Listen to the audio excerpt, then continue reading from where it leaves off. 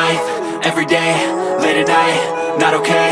All I want, and I pray, all I need are some better days. Fuck me, I'm looking in the mirror, so foggy, but I've never seen clearer. I don't really think anyone can save me, and honestly I'm not really sure I want saving. I like to be my own worst enemy. There's no risk if you don't try at anything, so I'ma just keep buying everything. See you in the next life, have to be a better me. I don't think that my head's on straight, gotta flip it and grip it and go and get an x-ray.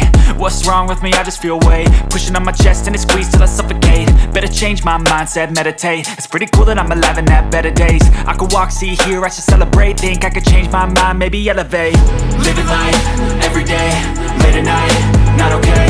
All I want, and I pray, all I need are some better days.